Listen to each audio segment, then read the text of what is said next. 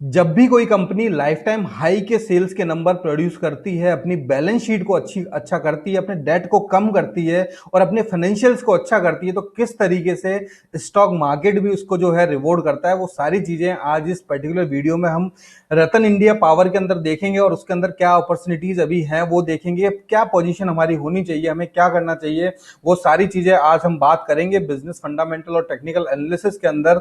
तो चलिए स्टार्ट करते हैं। स्टार्ट करने से पहले अगर आपने चैनल को सब्सक्राइब नहीं किया है तो कर लीजिएगा। डेली बेसिस पे हम एक अच्छा एनालिसिस, एक काम की बात लेके आते हैं। कल मैंने टीटीएमएल का किया था, उससे पहले बोरोसिल का किया, गुजरात एल्कलीज का किया, अमर राजा का किया, एनएमडीसी का किया, रेणुका शुगर्स और यहाँ पे नाल्को का किया, जेपी पावर। बहुत सारे स्टॉक जो है वो आप जाके यहाँ एक्सप्लोर कर सकते हैं। आपको जो है कुछ ना कुछ आपके काम की चीज भी यहाँ पे मिल जाएगी। तो चलिए स्टार्ट करते हैं रतन इंडिया पावर लिमिटेड के बारे में।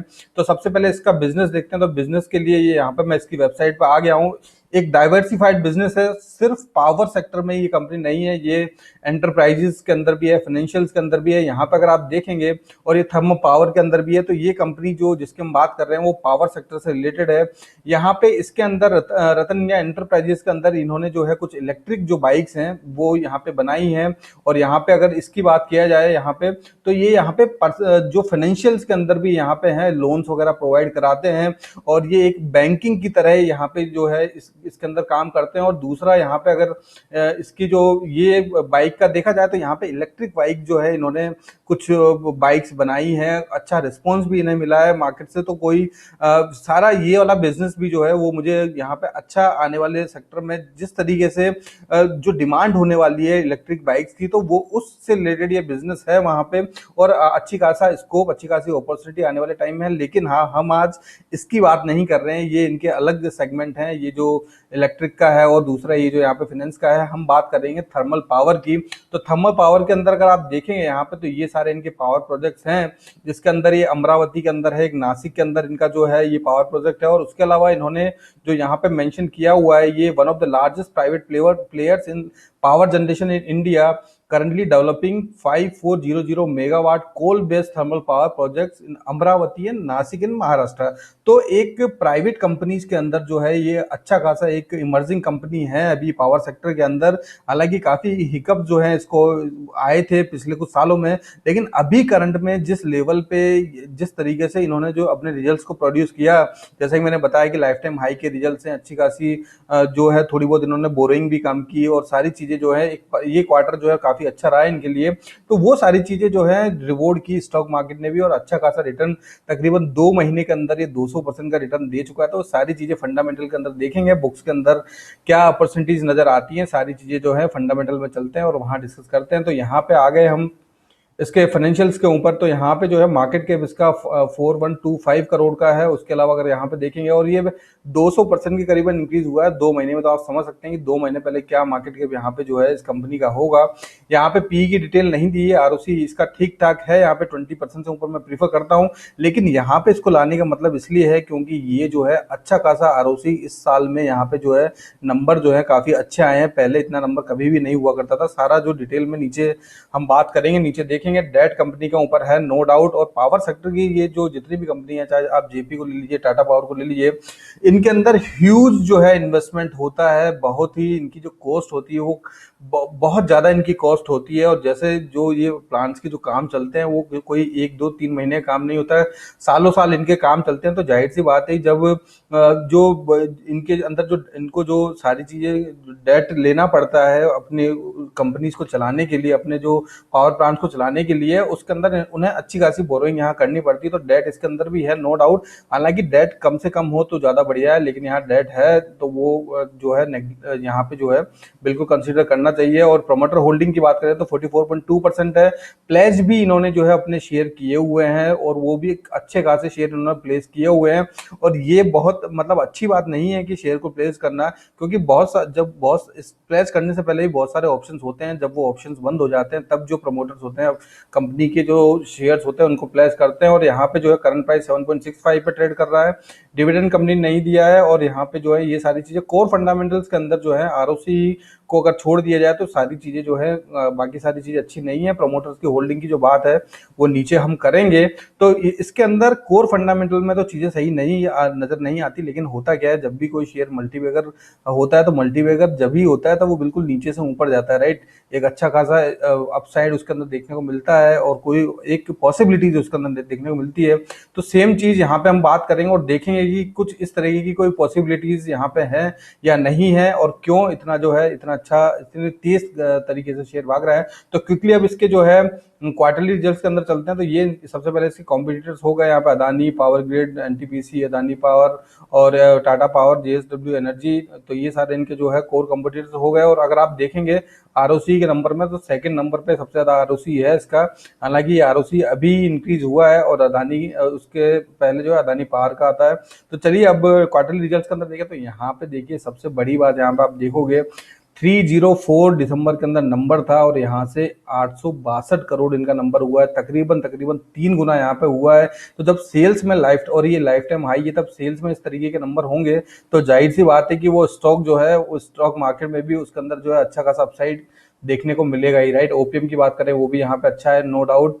यहाँ पे अगर ऑपरेटिंग प्रॉफिट की बात करें वो भी यहाँ अच्छा खासा इंक्रीज हुआ है और ये भी लाइफ टाइम हाई का है, लाइफ टाइम हाई नहीं है। यहाँ पे 2018 जून के अंदर 222 था और यहाँ पे जो 218 है, लेकिन तकरीबन उतना ही है। अगर इंटरेस्ट की बात की जाए तो कंपनी अच्छा खासा इंटरेस्ट अभी पे कर रही है अभी भी। और यहाँ पे नेट प्रॉफिट की बात की जाए तो माइनस से चीजें जब प्लस में आती है, मैं हमेशा बोलता हूँ माइनस से जब प्लस में चीजें आती हैं तो एक अच्छा एक मोमेंटम जो है स्टॉक मार्केट में भी चीजों में स्टॉक के अंदर देखने को मिलता है। क्योंकि साइकोलॉजिकली भी जो है तो ये चीजें बहुत इंपॉर्टेंट होती हैं। जो भी इन्वेस्टर, चाहे वो जो बड़े बड़े इन्वेस्टर्स हैं या फिर जो हम जैसे इन्वेस्टर्स हैं, ये चीजें जरूर देखते हैं कंपनी लॉस मेकिंग है या फिर प्रॉफिट में है। प्रॉफिट में भले ही कम प्रॉफिट में हो लेकिन प्रॉफिट में होना बहुत जरूरी है। यहाँ पे प्रॉफिट बिफोर टैक्स देखें वो भी यहाँ प्लस में है। और यहाँ पे अब ईयरली वाइज अगर हम देखेंगे तो सेल्स का नंबर जो है ईयर वाइज यहाँ पे इंक्रीज नहीं हुआ है। लेकिन यहाँ गौर करने वाली बात है कि पिछले क्वार्टर से काफी अच्छा नंबर है और जो 2 क्वार्टर जो खराब गए थे उसके पहले वाले, तो उसका सीधा सीधा रीजन जो है पेंडेमिक भी वहां पे रीजन था और बहुत सारी चीजें यहाँ पे रीजन था। लेकिन अब अच्छे मोमेंटम में यहाँ पे कंपनी दिख रही है। तो और यहाँ पे एक्सपेंसेस भी कम हुए हैं, no doubt profit before tax. लेकिन यहाँ पे सेल्स के नंबर कम होने के बावजूद भी जो है यहाँ पे प्रॉफिट देखोगे तो आप अच्छा खासा प्रॉफिट जो है पिछले जो साल है, पिछले 3-4 सालों से यहाँ नजर आ रहा है। अदर इनकम जो है वो भी इनकी अच्छी खासी यहाँ इंक्रीज हुई है। और उसके अलावा अगर आप प्रॉफिट बिफोर टैक्स देखेंगे तो यहाँ पे अभी माइनस में नंबर है और नेट प्रॉफिट भी माइनस में है साल के अंदर। यहाँ पे ये जो कंसोलिडेटेड का डेटा है, एक बार इसका स्टैंड अलोन का डेटा भी देखते हैं।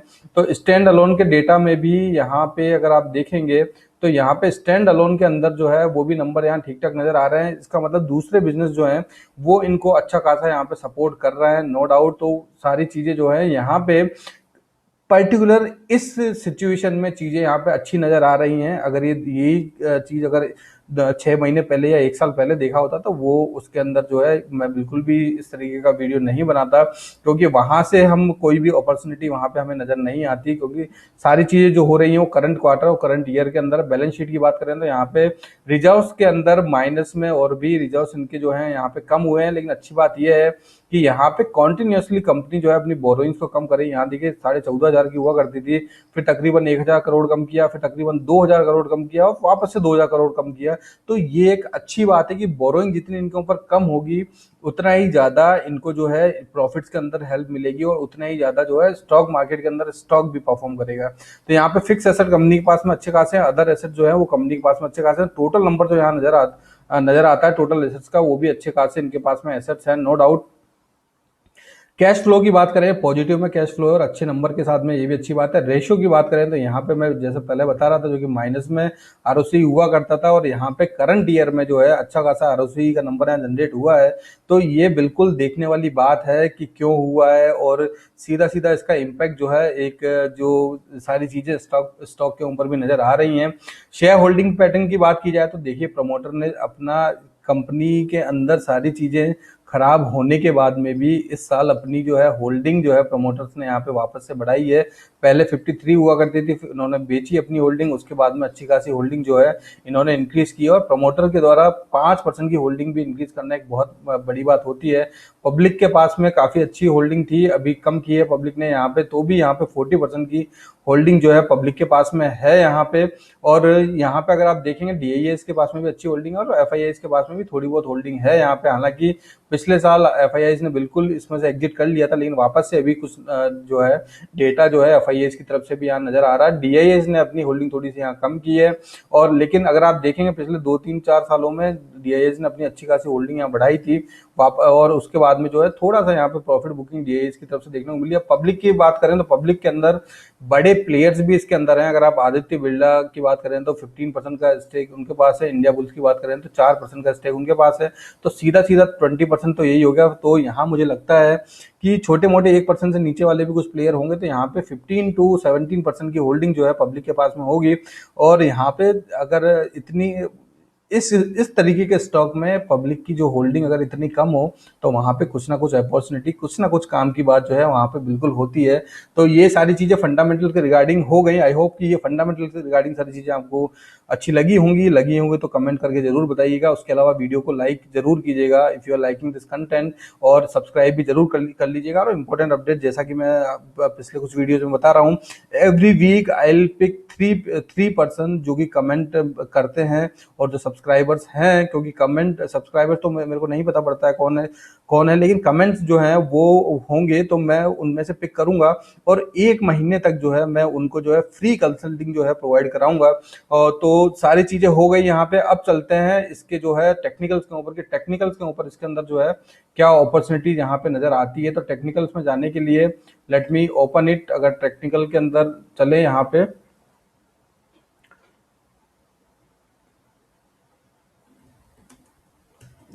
जस्ट अ मिनट, तो I just forgot to open it today.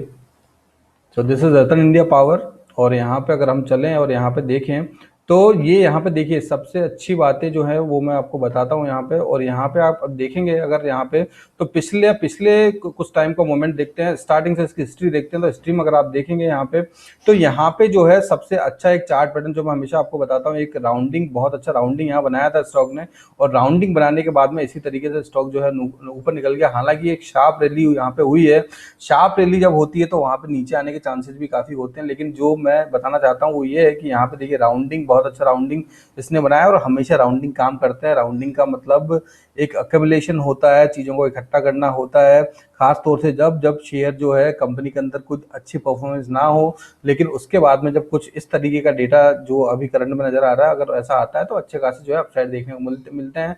तो अगर हम बात करें, लेट मी रिमूव इट, तो यहाँ पे अगर बात करें यहाँ क्या अपॉर्चुनिटीज है, तो यहाँ पे सबसे पहले मैं आपको बता दूं कि 2 महीने के अंदर अंदर जो स्टॉक है तकरीबन जो है 200% के करीबन भागा है। तो यहाँ पे आप देखेंगे तो ये देखिए यहाँ से अगर मैं ड्रॉ करूँ यहाँ पे और करंट लेवल पे तो तकरीबन 200%, 210% के करीबन जो है इस लेवल से तकरीबन 2 महीने, मई का ये है, अप्रैल का है, अप्रैल मई जून जुलाई, तो 2 से ढाई महीने में जो कंपनी का स्टॉक है इतना भागा, तो अपने आप में बहुत बड़ी बात है, राइट।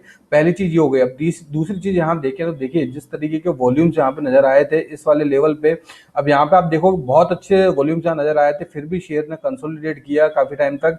हालांकि यहाँ एक स्पाइक दिया, उसके बाद में फिर यहाँ पे कंसोलिडेट हुआ, कंसोलिडेट होने के बाद में फिर से अच्छे वॉल्यूम्स यहाँ पे निकल के आए, और निकल के आने के बाद में एक शार्प रैली जो है स्टॉक ने यहाँ पे दी। शार्प रैली देने के बाद में अब यहाँ पे क्या चीजें नजर आती है वो देखते हैं।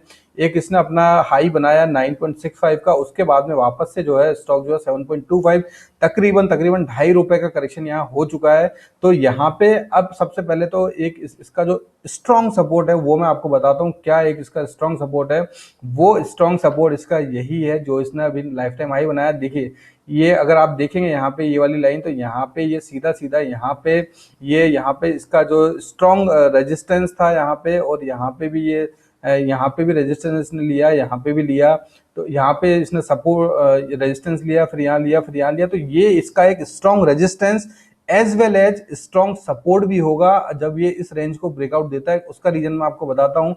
देखिए मैं इसको यहाँ ड्रॉ करता हूँ, लेट मी ड्रॉ इट, और ये आप लाइन देख रहे होंगे, ये इसका एक स्ट्रॉन्ग जो है रेजिस्टेंस है यहाँ पे, और यहाँ पे इसने सपोर्ट भी लिया है कई बार, राइट। अगर आप देखेंगे यहाँ पे इसने सपोर्ट यहाँ लिया और यहाँ पे इसने सपोर्ट लिया, तो ये एक इसका बहुत बहुत स्ट्रॉन्ग जो है रेजिस्टेंस होने वाला है। लेकिन इस वाली रेंज से अगर ये निकलता है, निकल के ऊपर जाता है, तो ऊपर जाने के बाद में ये एक स्ट्रॉन्ग जो है सपोर्ट का काम करेगा। आई एम सॉरी, पहले मैं शायद सपोर्ट बोल गया, लेट मी रिपीट इट, ये यहाँ पे स्ट्रॉन्ग रेजिस्टेंस का काम अभी करेगा, क्योंकि मल्टीपल टाइम यहाँ पे स्टॉक ने कुछ ना कुछ एक्टिविटी दिखाई है रिवर्स साइड के अंदर। जब ये यहाँ से नीचे आया था तो यहाँ से ऊपर गया, और ये जब यहाँ से ऊपर गया तो वापस से नीचे आया, तो ये स्ट्रॉन्ग यहाँ से जो है रेजिस्टेंस होगा, क्योंकि शेयर अभी नीचे है और नीचे से ऊपर जाएगा तो रेजिस्टेंस होगा। लेकिन अगर ये यहाँ से ब्रेकआउट देता है, ब्रेकआउट देने के बाद में ये वापस से यहाँ पे स्ट्रॉन्ग सपोर्ट इसके लिए जो है ये रेंज होगी यहाँ पे। तो इस वाले नंबर को जो मैं आपको बता दूं, ये है 9.75 से लेकर 9.8, ये इसका ये एक बहुत अच्छा नंबर है, इसको जरूर ध्यान रखिएगा।